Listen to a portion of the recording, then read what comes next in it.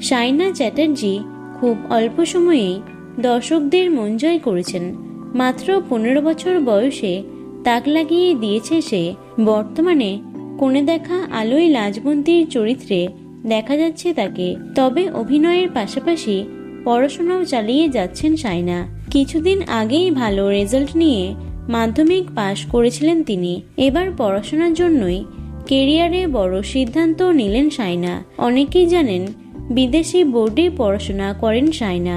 তবে শুটিংয়ে যাতে সমস্যা না হয় সেই কারণে বর্তমানে হোমস্কুলিং করেন তিনি। তবে এবার আর হোমস্কুলিং নয়, বিদেশে গিয়েই উচ্চশিক্ষার পরিকল্পনা করেছেন সাইনা। সেই মতোই চলছে প্রস্তুতি। তাহলে কি ধারাবাহিক থেকে চিরতরে বিদায় নেবেন তিনি? কোণে দেখা আলোয় কি আর দেখা যাবে না অভিনেত্রী সাইনা চ্যাটার্জিকে? সম্প্রতি এ বিষয়ে সাইনা বলেছেন, আমি কলকাতার মানুষজনকে খুব মিস করব।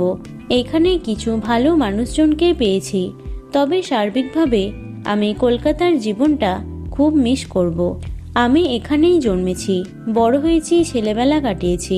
আমি এখনো ছোটই আছি, আর এমন নয় আমি এখানে আসব না।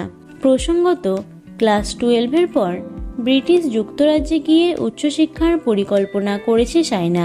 সুতরাং সবকিছু পরিকল্পনা মাফিক এগোলে প্রায় 1.5 বছর পর অভিনয় থেকে বিরতি নিতে হবে সাইনাকে।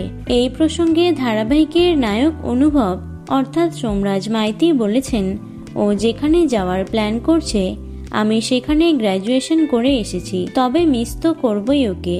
এত ভালো মেয়ে, লক্ষ্মী মেয়ের মতো আসে, কাজ করে বাড়ি যায়। তবে টাইম আছে। অভিনেত্রী এখন ক্লাস 11-এ পড়ে। সোমরাজের কথায় ততদিনে আর একটা কোণে দেখা আলো হয়ে যাবে। তো বন্ধুরা, কোণে দেখা আলো ধারাবাহিকটি তোমাদের কেমন লাগছে অবশ্যই কমেন্টে জানিও। ভিডিওটি লাইক এবং শেয়ার করো। এছাড়াও টলি দুনিয়ার অন্যান্য খবর পেতে চ্যানেলটি অবশ্যই সাবস্ক্রাইব করে রেখো। ধন্যবাদ।